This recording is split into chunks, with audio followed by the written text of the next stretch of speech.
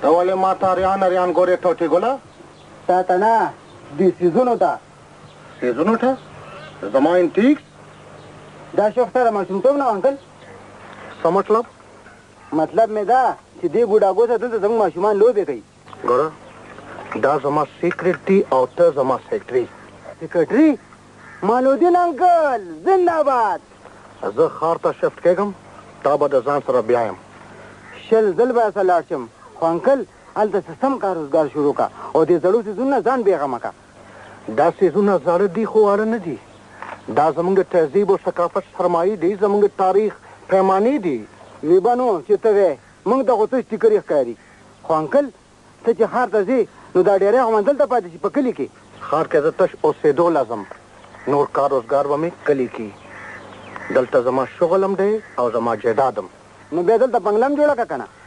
ماري دلته پاتې کېدل نه غواړي. هغه د چاچي د لاسه روانه ده او چاچي ډېره ظالمه چاچي ده. د غټه بیبي یادې؟ یس په ټول لندن کې ما داسې غټه بیبي چاته نه ده لیدلی. منم غټه بیبي نه ده، صفا ایټم بم دی. کور کې راته میله لګولې ده، ټول کور یې رانه وشم او لږ ګندونه دي که نه. دا څه کې بیبي تندی دې رانه مات کړو. خود نو په کور کې راته میله لګېدلې ده. تو ګور دا څه حال دی؟ څه حال دی؟ وایي ته ګورې نه چې دا ځای په ځای خبرې او ګندونه دي. د ولایت ته هغه یوه مې مسره ده چې هغه ساده باده جنۍ چې ده نو هغه په لاس کې جارو ګرځي شي. لږ خیال خو کوه، لږ وخت ګورې نه چې څوک دي. څوک دي؟ څوک مېلمانه ده زما خوښه. وای دا زه خو جوړې په میدان جنګ راغلم. دا څوک یې؟ وی تاسو ونه پېژندم چاچي. مرغۍ یم مرغۍ. دا تا څنګه لار غلطه کړه؟ د چاچي د مرګ دې مه ورېده څه؟ وی خدای مه که، زه خو چې په مصله کښېنم نو په دعا کې د ټولو نه اول هم ستا یادوم.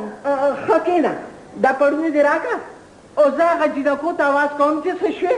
تاسو زموږ د کلي نه ولې ځئ ماري؟ ته کاکا جي ته ووایه که نه. پاپا ما مجبور کړی دی پلباش، زه دلته اوسېدل نه غواړم. موږ به تا پسې خفه یو ماري. I know, I'll also miss your company. خو دې ماحول کې زه جست کېدی نه شم. ته څه خبرې شوې لاله؟ دوی زموږ د کلي نه روان دي. دا د هوا مارغان دي او د هوا مارغان چا رامنې کړي؟ مرغان؟ وټ مرغان ولې؟ زه انسان یم او زما څه احساسات شته، څه جذبات. What جذبات؟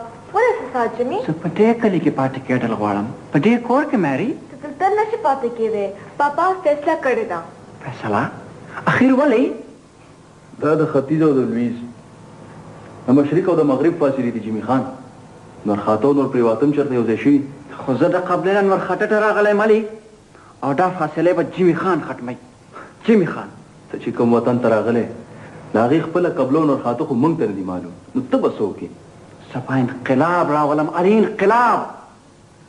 د انقلاب خوبونه خو زم شپه ورځ دینم، خو څوک ملګری مې نشته. زه ستا ملګری یم، ماري ستا ملګری ده. No انقلاب، no politics. زه تا ملي سوچونه غواړم. Work and work. او ته پلوش یا جینکو څه شوه؟ ما دې نه ساتئ، غټه بیبي راغله. دا پټ بیا راغلی.